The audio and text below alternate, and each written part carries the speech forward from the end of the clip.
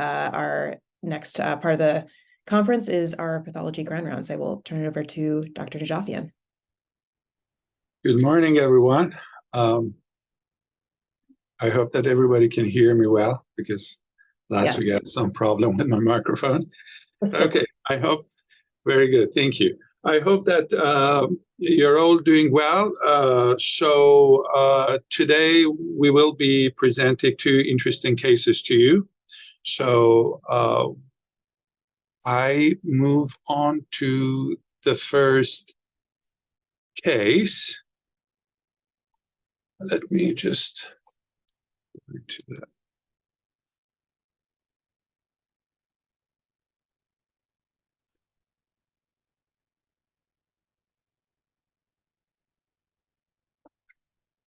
All right, there is some delay. Okay, now it should be okay on your screens, right? Good. Okay, so the first case, 93-year-old woman presenting with fatigue and tremor, and Dr. Megan Griffin will be presenting the clinical history of this case. Megan? Hi, everyone. So this was a woman who came to Harborview a couple of weeks ago. She had actually presented to an outside clinic and was told to present to the ED instead. We didn't actually have the note from the outside clinic, but she was presenting for fatigue and tremors. She had actually been recently discharged from Harborview after an admission for an upper GI bleed, where she presented with a hemoglobin of 5 from her baseline of 10. She was not taking a PPI just prior to that. She had an EGD that showed gastric ulcers. Her creatinine was at baseline throughout that admission of 0.8, and she was started on pantoprazole 40 BID. And that started about 2 weeks prior to when she presented this time.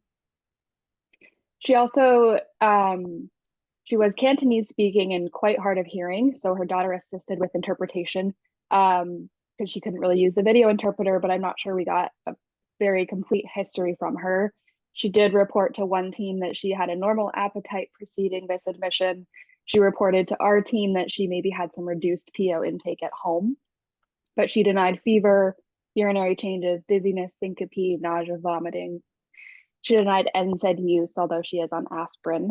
And she was at baseline mentally. She does have Alzheimer's. She was ANO ×2. A little bit more about her GI bleed history. She has had several admissions for anemia and MSS. She's had multiple EGDs that all show gastric ulcers, and she's been told to take pantoprazole indefinitely, but seemingly between each of these admissions for GI bleeds, at some point she stops pantoprazole and represents not being on it. She also has carotid artery stenosis, for which she takes the aspirin and atorvastatin. She has hypothyroidism, hypertension, and Alzheimer's. You can see her meds here. The only new one was the pantoprazole, started 2 weeks before. So we can go to the next slide, which has her admission labs on them. When she presented, like I said, her creatinine previously was 0.8, which was her baseline. And her creatinine on admission was in the 6s. I have it on the next slide. Yeah, there's some delay. There we go. So her creatinine on admission was 6 with a BUN of 42. Her electrolytes were within normal limits. She had a white count of 12.5. The differential showed only 2% eosinophils and was 76% neutrophils. Hemoglobin was at her baseline of around 10. We got a urine sodium, which was 38, and a UPCR, which was 0.4. Her UA showed some trace protein, some white cells, leukosterase, and her microscopy had many white blood cells, possibly one white blood cell cast, a few granular casts, and some tubular cells. We had held her aspirin on admission pending a biopsy. So in that time, we also got an SPEP to rule out myeloma, and there was no monoclonal component on those studies. And we got an ultrasound, which showed echogenic kidneys and no hydronephrosis. She was very stable while we were holding her aspirin. Her blood pressure was generally 130s to 140s. She continued to have good urine output, although she just wasn't able to understand that we would like to track it, so we didn't actually get the numbers. We did continue her pantoprazole, even though we were concerned about AIN because of her significant GI bleed history. We didn't want to risk another GI bleed without confirming that this was actually AIN. And she continued to have a rise in her creatinine to about 7.9 with a BUN of 61. Although she didn't have any indications for dialysis, she did report itching as her BUN was increasing as well. And then once we had held the aspirin for a week, we were actually able to get her a biopsy on hospital day number 9.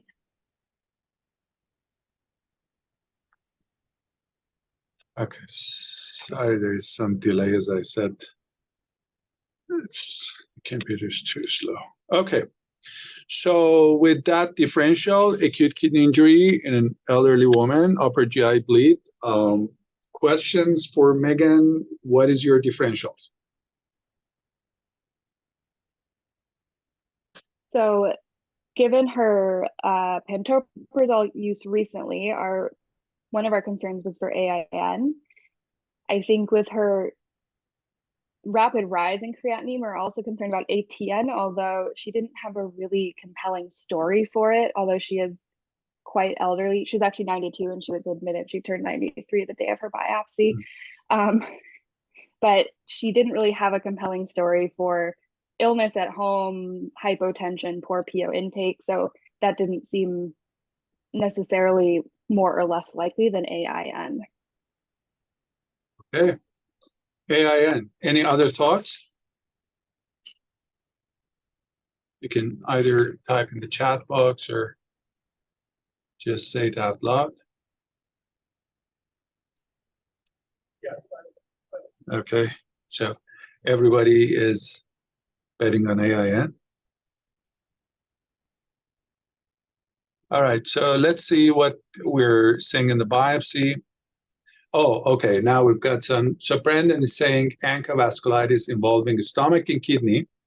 So bleeding in the GI related to that.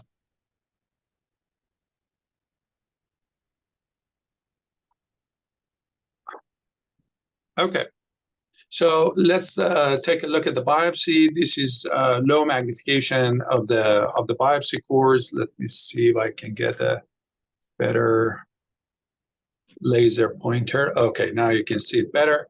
So we have 2 cores, good sample of glomeruli, 1 cortical piece you can see is starting with the renal capsule, and 1 piece from medulla, so very representative. So at this low magnification, there are a few things that comes into mind. I mean, first of all, we, as I said, good sample, 14 to 15 glomeruli, and 7 to 14% globally sclerosed, that I would say it's within the normal range given the patient's age.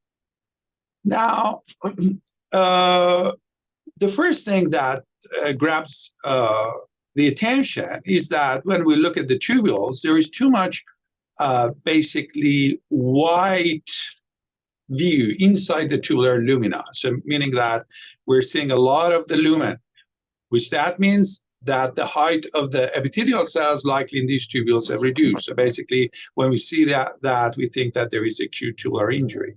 And then the tubules that normally should be back to back, even at this lower magnification, we can see that there is a lot of space between them. And when there is a lot of space between them, the question that comes into our mind is that whether that space is filled with inflammation, fibrosis, edema, or a mixture of those, or something perhaps precipitating in that. Okay, we will have a closer look to have a better assessment, but just by looking at this, I can see that there are some loose areas. So at least there is some edema.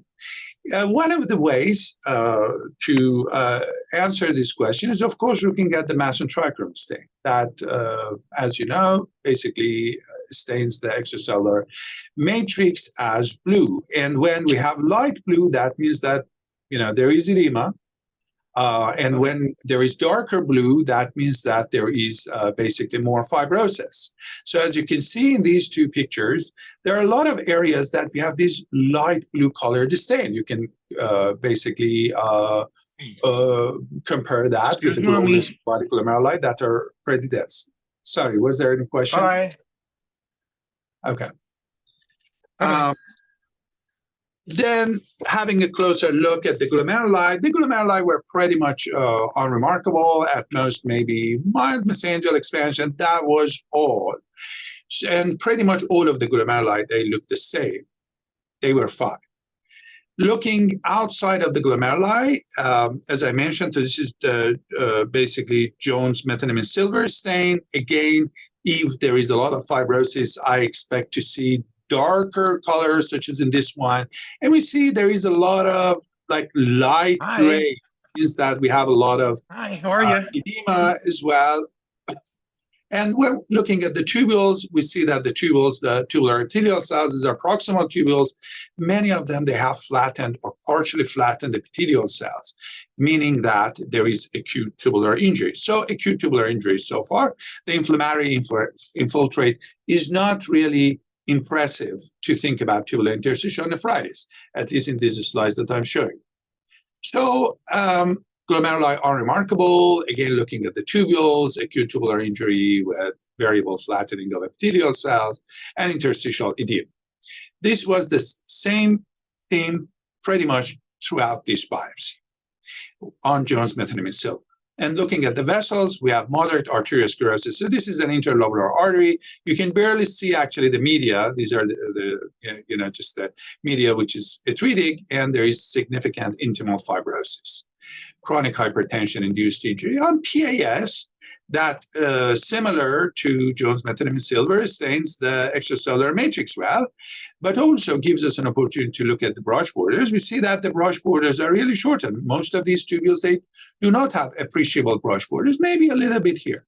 But also we notice that on PAS stain, it looks like there was something in the tubule that is partially washed out. And the color, which is like this magenta color, blue magenta color, when we see that, that's one of the signs that we think that, okay, maybe whatever is in there contains some calcium. But PAS or Jones methylamine silver, because of the way that we process the sections, are not really the best sections to look for crystals.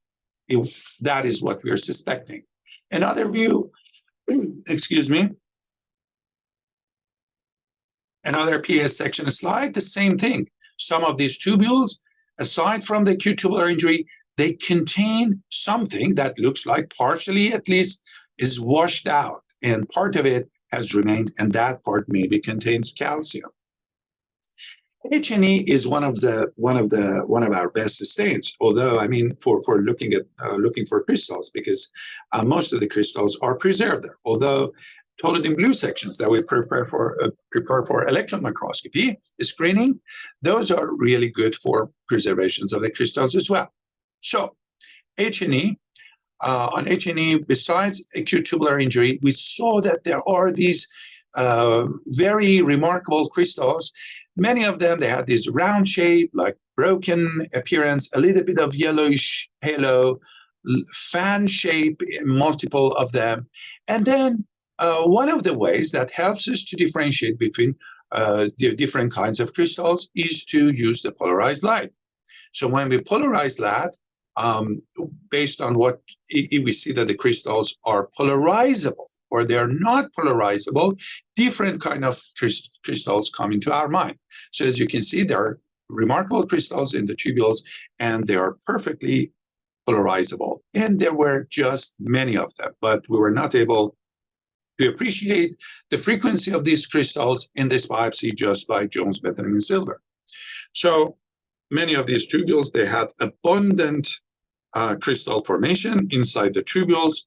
No significant crystal deposition in the interstitium, and nothing in the glomeruli. But in the tubules, of course, many of them were present, and many of them were in the proximal tubules, as you can see here, and they were uniformly polarizable as well. No significant interstitial inflammatory infiltrate. We have some influx of leukocytes in the peritubular capillaries, which is a common reaction to acute tubular injury. Again, beautiful crystals, fan shapes, broken, that are polarizable. Okay. Different kinds of these. So the question, of course, when we are seeing that, is that, okay, what type of crystals are we dealing with? So if anyone wants to volunteer.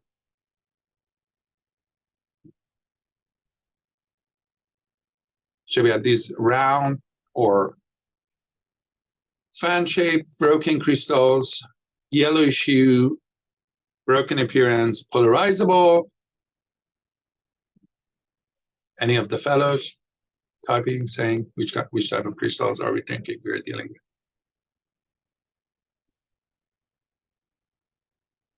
Calcium oxalate. Okay, that's very good. That's a very good guess indeed. So, and the other question is that what is the extent of involvement of the renal parenchyma by these crystals? So, are they just rare? Because when we have acute tubular injury, in many instances, indeed,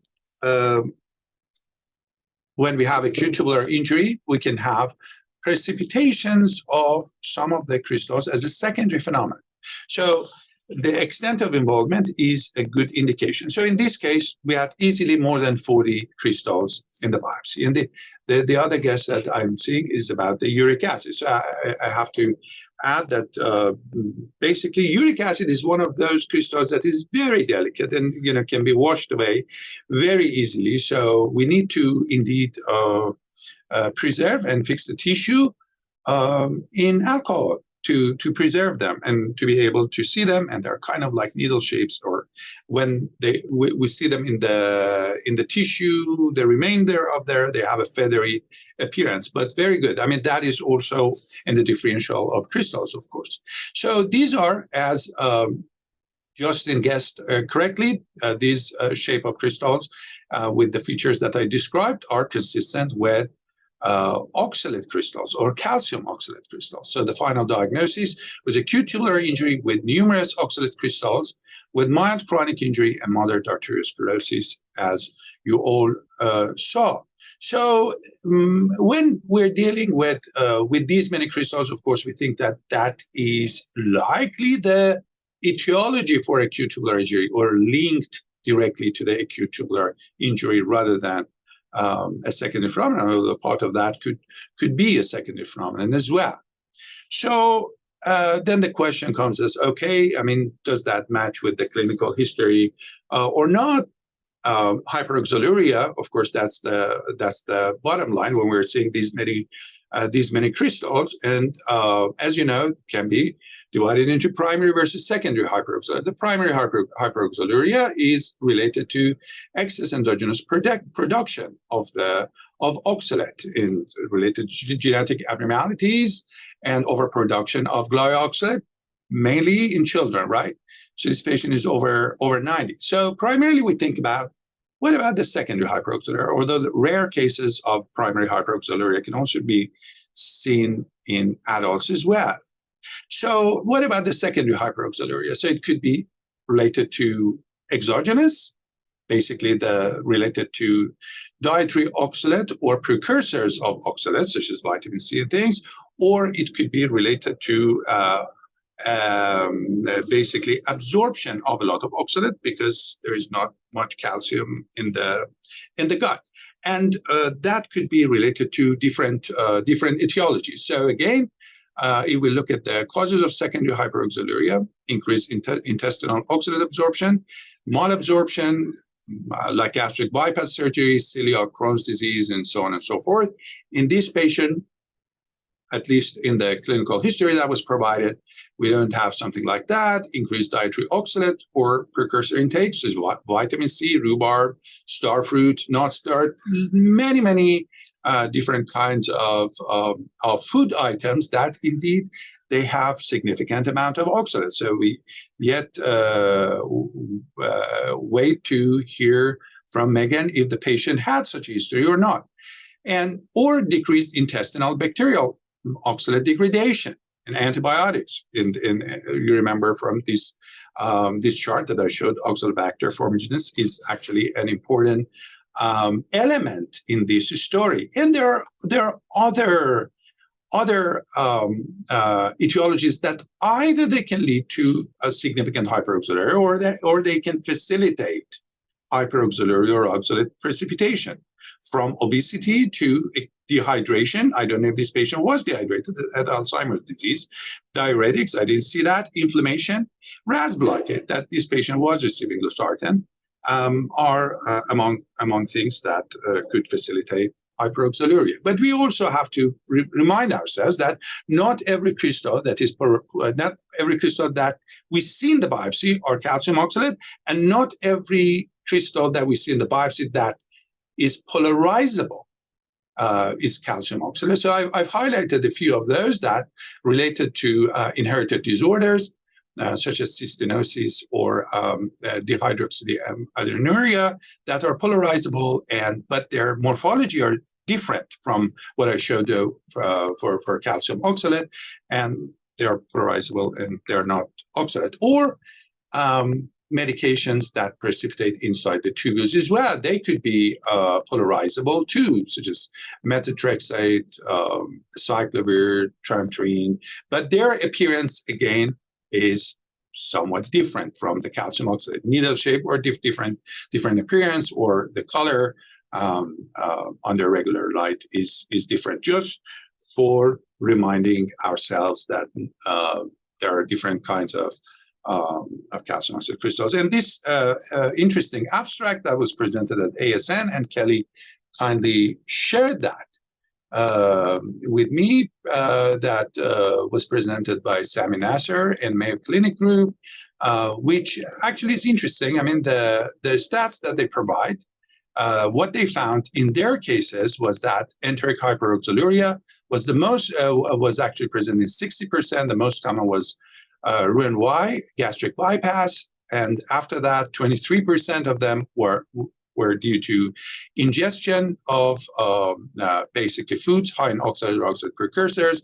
The most common was vitamin C, and 17% were idiopathic. So I don't know if we want to classify our case as idiopathic, had some risk factors for sure. And the bottom line is that they found that the independent predictors of kidney failure, they followed up and saw that, what is the outcome of those patients. And they found that the independent predictors of kidney failure were the degree of IFTA. This patient, fortunately, at this moment at least, mild, and nadir EGFR, but not degree of crystal deposition in the tissue.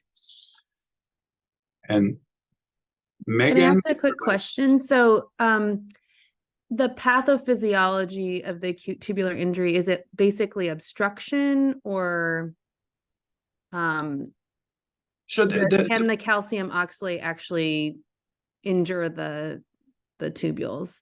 Yes, so crystal formation in general, crystal formation is indeed can cause acute tubular injury, but obstruction, it should be because the patients with hyperoxaluria can also have nephrolithiasis. So obstruction can be involved, but you do not need obstruction in order to injure the tubules with hyperoxaluria, or in general with crystal formation. So there are common paths that crystals inside the tubules can induce cellular injury, and calcium oxalate is one of those. But in addition to that, obstruction could be a cause. In this case, we did not see morphologic evidence for significant obstructions, such as, dilatation of the Bowman's space or dilatation of the tubules, and we didn't have any history of nephrolithiasis in this patient. Yeah, and I think it's just kind of interesting, like, when would you form a stone versus, getting obstruction that would cause a tubular injury? And I don't know, Nuala, if you have any insights on when a stone would be more likely to form versus, so is it like the acuity of the ingestion, or acuity? I mean, I think anything causing a chronic hyperoxaluria, someone would be at risk for kidney stones if they have other risk factors that would promote crystallization. I mean, in this setting, it was unclear. We couldn't identify an ingestion. This woman lives independently, but her daughter's very involved, and we went through essentially her dietary history over the last few weeks. So nothing like star fruit or copious amounts of tea or nuts or spinach smoothies. And I think it was piecing it together. I mean, my feel for acute oxalate nephropathy is, I think you have to have kind of two hits. So I think the ingestion plus, as Basad is saying, something that is disrupting, the colonic bioflora, so less oxalate, Oxalobacter purmiginii. So, I mean, my recall is she wasn't on anti-antibiotics. Is there something that sort of acutely caused a malabsorption type phenomenon with like the all bleeding or bleeding, maybe? yeah, that's interesting. And then she was volume depleted, so probably a lower GFR, like an AKI. So all of that coming together, but we still can't determine what was going in, and why she was susceptible to this. But the good news is her creat. So she's this beautiful little old lady who wasn't drinking much and not feeling great, but we've been giving her just fluids and kind of low oxalation, alkalinizing her urine, and her creatinine's coming down. So it's she was a 7, she's now a 4. So I think time will tell. I think that's I think really the goal here is, I don't know that we can do much about the crystallization that she has in the tubules, so I don't think there's any way to dissolve that. But the goal is to prevent further crystallization, and that's where it gets tricky if we can't identify what the what's the inciting event or what the ingestion is. So urine oxalate is not back yet, right? I don't, it actually should be. I looked yesterday. I looked yesterday, and the oxalate and citrate are still pending from the urine study. Yeah, we should have that back today. It shouldn't take that long. I mean, it wouldn't rule it out, even if that's normal, because it's a time point. So we don't know what. Yeah, yeah, right. And I mean, I think, we always, when we're seeing even older people who have not had a lot of stone burden in their lifetime. I mean, we see a urine oxalate in the hundreds, and they don't have any history of any kind of GI manipulation or anything that might cause malabsorption, then sometimes maybe it is like a pH 3, so that might be something to think about. I don't know, Brandon, if you've ever seen anyone with a primary hyperoxaluria at an older age. I don't know, Brandon. 50s, 60s, yeah. I mean, I think it's plausible. It's just, this is also acute, but.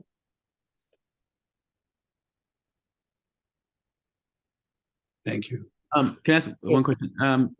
Is it possible, does it ever happen that like rapidly dropping, for instance, calcium down, like could that cause a saturation? Mm-hmm. Like so not like if you're looking at calcium in the plasma, then I don't think that's helpful in thinking about this. But if you had someone, for instance, who maintains a high, I mean, I think the average oxalate intake for kind of the, general population would be about 100 to 200 milligrams daily. So let's say that she has kind of a high ingestion, and then if she decreases her dairy intake, so if she's consuming less calcium, for instance, then you're not going to have as much binding in the intestine. So oxalate and calcium precipitate in the intestine, and then you'd excrete that in the stool. So if there's less calcium going through, then there's more soluble oxalate to absorb.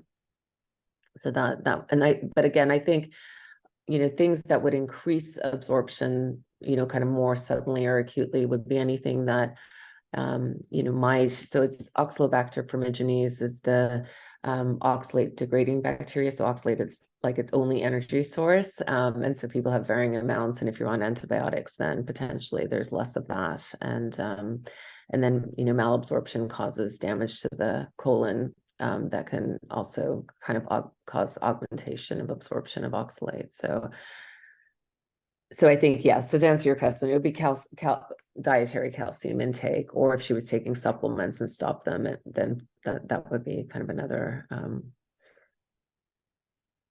another possible pathway for this. And on top of whatever the cause is, I mean, remembering that whatever that can reduce the GFR or single nephron GFR and reduces that, thereby reducing the flow rate inside the tubules. Actually, I mean, that will enhance the chance of growing the crystals and, you know, for local obstruction of the nephrons, as well as basically increasing the concentration of intratubular oxalate. Yeah, or calcium oxalate. exactly. So we need to do everything to kind of lower the supersaturation of calcium oxalate.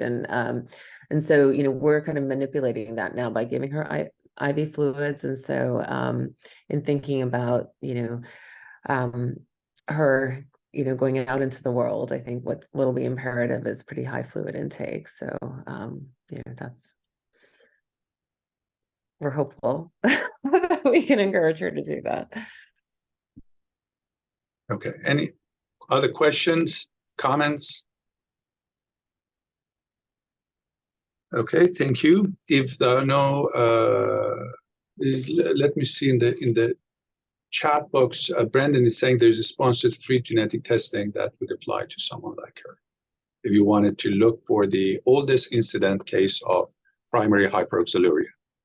Yeah, let's do it. Yes, yeah.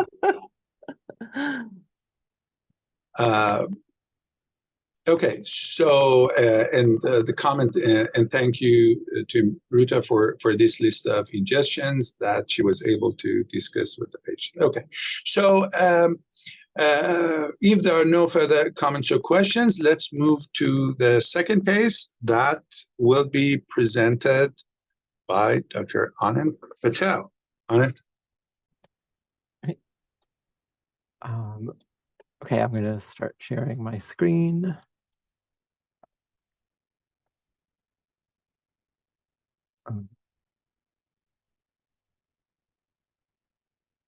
Looks good. And okay, thank you. So I'm going to be presenting the second case today. This is a patient of Dr. Corella who's unfortunately couldn't make it today, but he very kindly provided me the slides with the history. So our patient is a 39-year-old woman who comes from India with a history of recurrent uveitis for the past couple of years. She's been followed by ophthalmology and is getting recurrent steroid therapy. The only other things she takes are vitamins and B12. She was seen in rheumatology early in October to consider biologic therapy, and during that time, her workup was mostly normal. Complement levels were normal. ANA, ANCA serologies were negative, quantiferon gold negative, hepatitis B, C, and HIV all negative. But they did notice that she had 2+ hematuria and some microalbuminuria. And this was a new finding. So she was referred to nephrology. Dr. Corella saw this patient soon after that. And at that point, the creatinine was 1.15 compared to a prior baseline of about 0.9 a few years prior. Kidney ultrasound, kidneys were 9 to 10 centimeters, no stones, no masses, no obstruction, no pertinent family history, no other systemic signs. And on urine microscopy, there was some hematuria and including some dysmorphic red cells. And so she was scheduled for a kidney biopsy that was performed soon after this clinic visit. Okay, so I'm going to pause here for a second. What's your differential diagnosis based off this clinical history?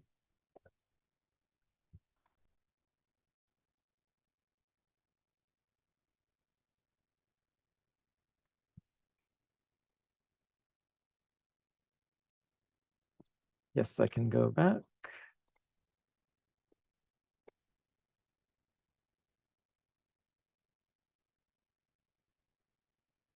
And we have a suggestion for a collagen mutation, which would explain hematuria and potentially some proteinuria as well. Any other thoughts before we get into the biopsy?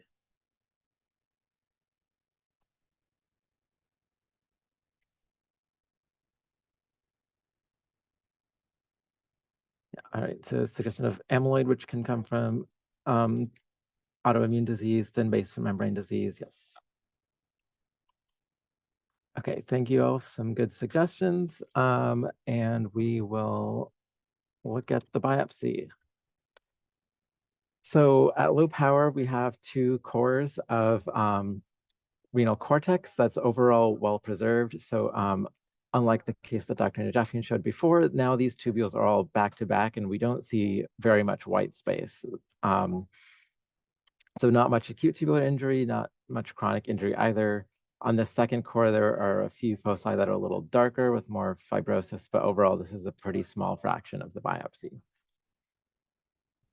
So now we'll go higher power and look at some glomeruli, and I'm going to start with the PAS stain to look at the cellularity, and then we'll spend most of our time on the Jones stain. So this is a representative glomerulus, which is what most of the glomeruli look like, which is fairly unremarkable. So there isn't any significant influx of inflammatory cells. The capillary loops are patent. And again, this represented what most of the glomeruli looked like. There are some glomeruli that look like this, which is pretty close to normal, but there's one segment here with a few more nuclei than we like to see in the mesangial region. So normal would be 3 nuclei or less, and here we have maybe 5 nuclei in this one mesangial region. So we have some focal mesangial hypercellularity. And in this glomerulus, we again have a segment that's cellular, but this time the cells are within the capillary loops. So we can make out the dark purple outline of the base, the capillary loops, but we're not seeing the lumina because they're obstructed by this increased cellularity. And these cells represent probably a mix of inflammatory cells and swollen endothelial cells. So this gives us an indication that there's something active going on in the capillary loops that's eliciting this inflammatory reaction. So now I'm going to switch to the Jones stain, which we'll spend most of our time looking at. And now the basement membranes are a little more prominent and black from the silver stain. And we have another example in this segment of endocapillary hypercellularity. And so again, there's all these cells that are stuffing full the capillary loops. We're not seeing the lumina. But right next door to this segment, we have this blob of pink material that's kind of sitting outside the capillary loops. And it's hard to tell where it's coming from, but if we follow the basement membranes around, it's not completely continuous right here. So it looks like there's a break in the capillary loop and this bright pink material, which is fibrin spilling out. So we describe this type of lesion as segmental necrosis, meaning that there's been damage to the capillary loop resulting in this deposition of fibrin. We'll look at another glomerulus here, and now we have a much larger deposition of similar bright pink material, which is again fibrin. And this again coincides with a break here in the capillary basement membrane. Okay, so this is again segmental necrosis, evidence that we have destruction of glomerular capillaries. And within this urinary space, we also see a few extra cells. So here's the normal parietal epithelium lining Bowman's capsule. Here's the normal podocytes overlying the capillary loops, and we have a few extra cells here sitting in the urinary space along with the fibrin. So this makes us start to think about a crescent, but not quite at the point where we can call this diagnostically a cellular crescent.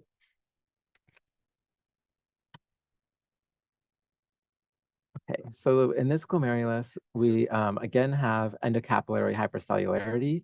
So this segment, the capillary loops are occluded by these cells. But if we look next to it over here, their capillary loops are again not patent, but this time it's because they're filled with this dark black matrix material. So we would describe this as segmental sclerosis. And this scarred portion of the glomerulus is also adherent to the surrounding Bowman's capsule. So now we have evidence of chronic injury. This could imagine this being the site of a prior active lesion that has since scarred down. And we saw a few other glomeruli with similar lesions. So here in the lower right corner of this glomerulus, there's a segment where these glomerular capillaries are filled with the black matrix material. And again, we have adhesion of these capillary loops to the surrounding Bowman's capsule. So this is again segmental sclerosis, and we sometimes would describe this as having kind of a wedge shape, which makes us think that this might have been a prior active lesion that has since scarred down.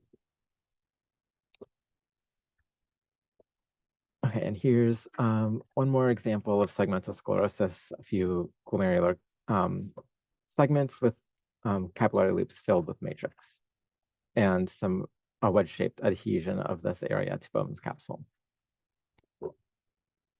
Okay, so most of the action was happening in the glomeruli. The tubules and interstitium, as I alluded to before, look pretty normal. So most of the parenchyma looks like the upper left, which is well preserved and not significantly injured. There are a few foci that look like this in the lower right image, where we have thicker basement membranes of these tubules. They're kind of shrunken down and they're spaced apart due to the deposition of matrix material. But overall, we describe this as mild tubular atrophy and interstitial fibrosis. And then the vessels were unremarkable, no significant arteriosclerosis or hyalinosis, and there's no extraglomerular vasculitis. All right, so by light microscopy, what I showed you, I would summarize as being a glomerulonephritis with features of both activity and chronicity. So those features of activity, there was a little bit of increased cellularity in the mesangial regions, a little bit of cellularity within the capillary loops, and then a few glomeruli with segmental necrosis. So there's some active destruction of the glomerular capillaries. And so these are the evidence of activity. And then there were also chronic lesions, including several glomeruli with segmental scars, probably representing the sequelae of prior active lesions. And then there was mild tubular atrophy and interstitial fibrosis. So based off of what I've shown you so far, how does this affect your differential diagnosis? Anything that you want to add to the differential, anything that this maybe rules out?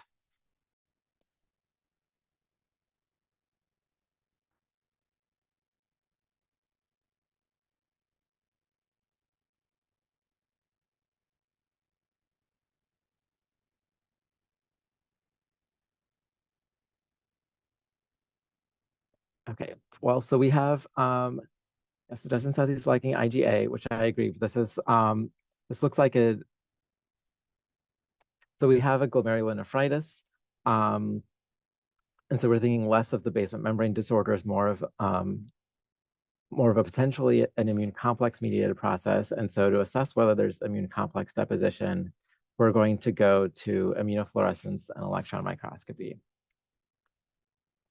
So by immunofluorescence, we have strong deposition of IgA and C3, and these deposits are within the mesangial regions, and we can tell that partly by kind of the shape of this. It kind of looks like the branches coming out of the mesangial regions, but we're not seeing any capillary loops staining for IgA or C3.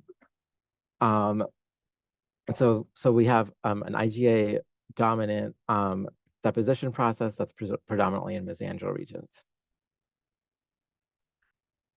And when we look at it by electron microscopy, so I'll first orient you, we have a few capillary loops that we can identify partly by their shape. And we have an occasional red blood cell that helps us know we're looking within a capillary. So we have these capillary loops, which means the space outside them must be the urinary space. We have a nice podocyte sitting out here in the urinary space with its foot processes decorating around the glomerular capillary loop. And then all of this, then we have the parietal epithelium and Bowman's capsule lining the urinary space. And then holding all these capillary loops together is the mesangial region. And so I'm going to call your attention to this area here that we're going to look at in higher power. And so this portion of the mesangium, we have a discrete area that appears darker or is electron dense.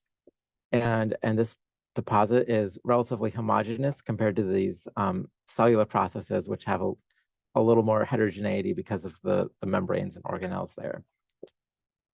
And so this is the typical appearance of a discrete immune type deposit corresponding to the mesangial IgA and C3 deposits we saw by immunofluorescence. And I'll show you one more example of a different field.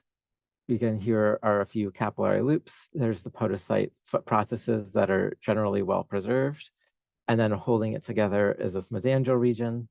And we again see this electron dense material that we're going to look at higher power. I see this is forming a discrete deposit consistent with immune complex deposition.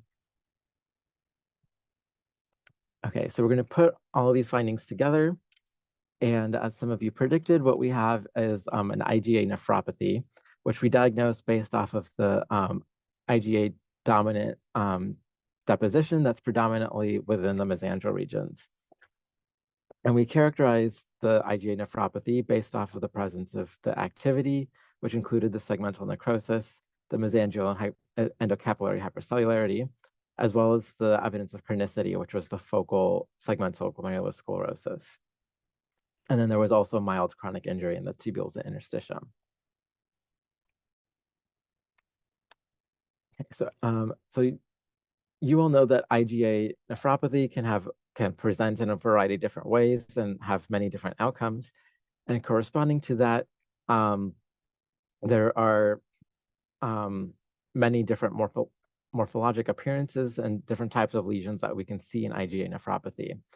So thanks to Dr. Alpers for providing many of the slides that I'm going to show discussing the MESC score, which is how we try to categorize these lesions in a more reproducible way that might help to predict the outcome for these patients. So the original MES score comes from the Oxford classification, and then we added on the C. And I'm going to go through each of these components that goes into the MES-C score and what they tell us and what we have in this particular biopsy. So the mesangial hypercellularity, which is based off of whether more or less than 50% of glomeruli have hypercellularity. There's endocapillary hypercellularity, which is scored just based off the absence or presence, segmental glomerulosclerosis, tubular atrophy and interstitial fibrosis, and then the later addition of cellular or fibrocellular crescents. So why do we do all of this? I'll get into a little bit more detail later, but the scores that we give help to predict the outcomes for these patients. And so this is showing on the top outcomes of patients with versus without segmental sclerosis. And for each of these categories, we see a greater decline of renal function when segmental sclerosis was present compared to when it's absent. And a similar trend of finding a faster rate of decline in renal function when there's a greater degree of tubular atrophy and interstitial fibrosis. And some of these features that we're describing on the pathology also give some indication of how the patient might respond to immunosuppression, such as the endocapillary hypercellularity, which is associated with a higher rate of renal function decline when patients are not treated with immunosuppression, but is not associated with a significant difference when they are treated with immunosuppression. Okay, so I'm going to go now through the different components of the MESC score and how we scored these components in this particular biopsy. So for mesangial hypercellularity, we look at each glomerulus on a PAS stain. We ignore the central areas and the hilum, and we ignore areas with endocapillary hypercellularity. And we look for mesangial regions with more than 3 nuclei. And then we do a count and we ask, does this hypercellularity, is it found in more or less than 50% of glomeruli? So in this case, I showed you that the majority of glomeruli looked like this upper left image without mesangial hypercellularity, and it was quite focal that we did find it. So this is scored as an M0.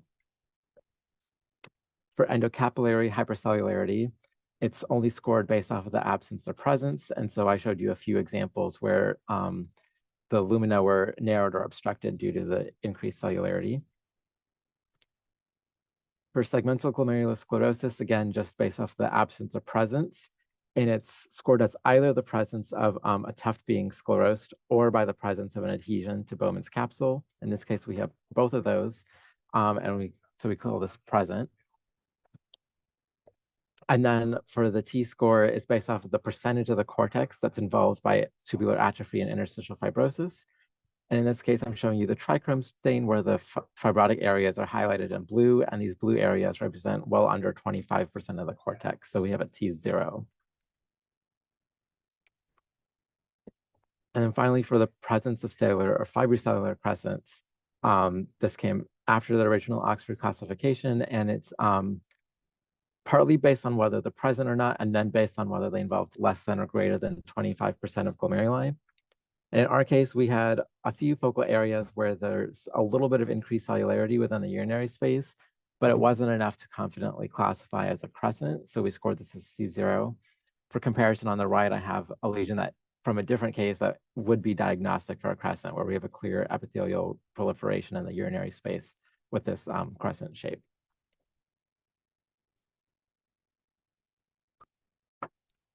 Okay, so overall, the MES C-score, we have an M0, E1, S1, T0, and C0. And if we go back to what these components mean, the M1 and the S1 scores are associated with a mildly increased risk of renal function decline, and together make a much higher risk of deterioration. We had an M0, but an S1, so a mildly increased risk. Higher T-scores are independently also predict a greater risk of renal function decline. In our case, we have a T0. For the endocapillary hypercellularity, gives the suggestion that that there may be improvement with immunosuppression, which this patient did have. And then the inclusion of crescents comes from some subsequent work where having crescents was associated with greater declines of GFR.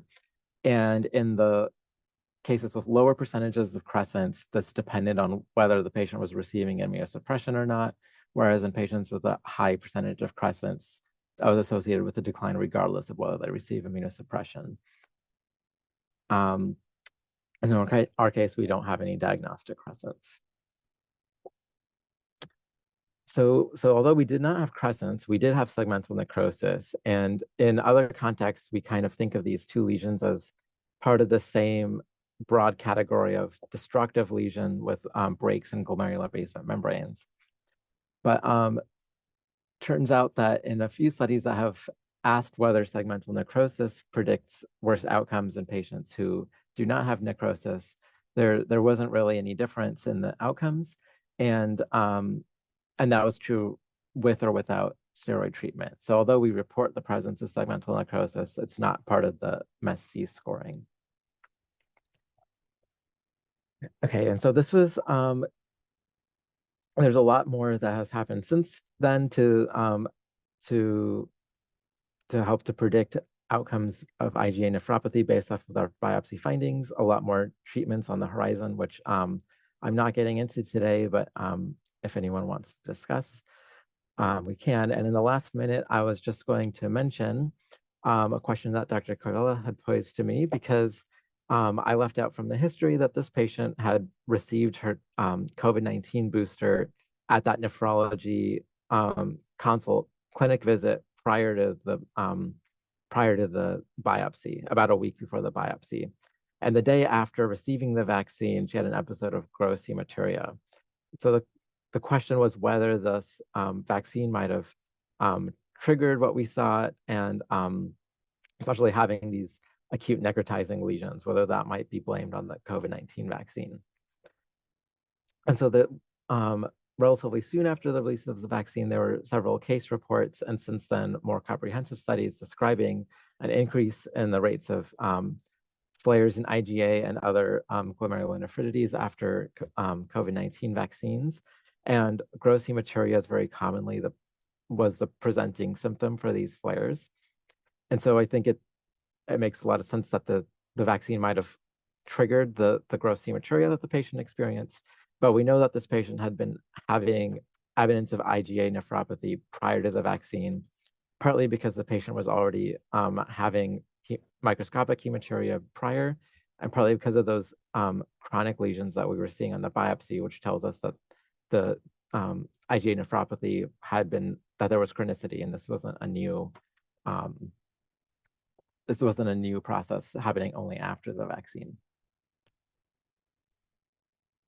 All right, so I am going to stop there. I think we have a few questions in the chat, and we can have any other discussion. There's a question about how frequently we observe uveitis in IgA nephropathy. I don't know the answer to that. If anyone else does, I would at least say that most of the histories that I've seen of IgA nephropathy, I have not heard of histories of uveitis in these patients.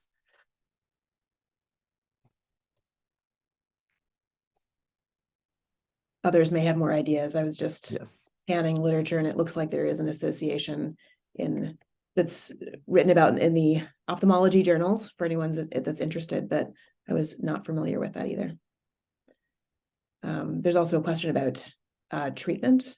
I don't know if you know any of the follow-up for this patient, or maybe one of the other clinicians has ideas. Yeah, I don't know what the follow-up was for this patient, and I would defer to the clinicians for how you would treat this.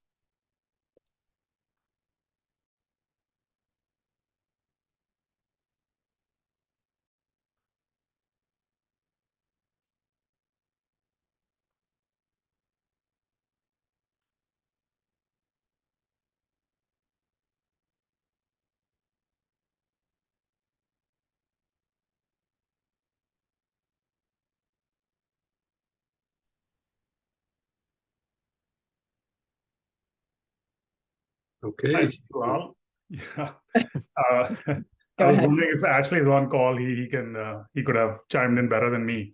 But we usually go ahead and plug these values in the IgA risk prediction tool that's available online, as well as in everybody's calculator. And it gives us idea of like in the next 5 years, what is the probability of somebody approaching end-stage kidney disease.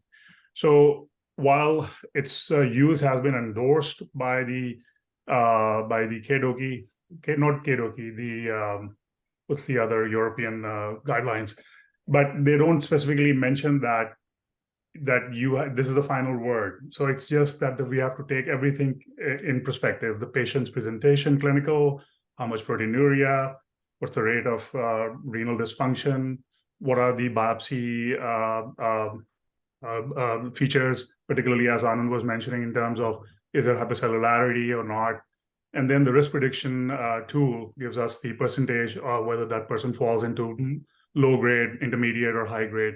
So based on those findings, we put everything together and then decide whether somebody should be getting immunosuppressive therapy on top of, and of course it goes without saying that aggressive conservative measures with RAS blockade, and dietary control and all that is needed to begin with. She's a young person with a clearly worsening, renal profile. She has some hypercellularity, as we can see in there. So I would probably opt toward treating her if she was my patient. I don't know what Abal has decided, but and again, with the onset of new therapies that are out there now, especially the enteric budesonide therapy, which is much less problematic in terms of systemic side effects, that would be a reasonable choice for her. Okay, thank you very much.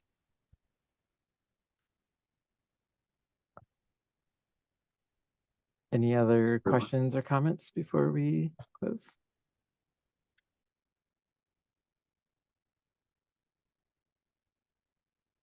So if there are no more questions or comments, we can give you 5 minutes back.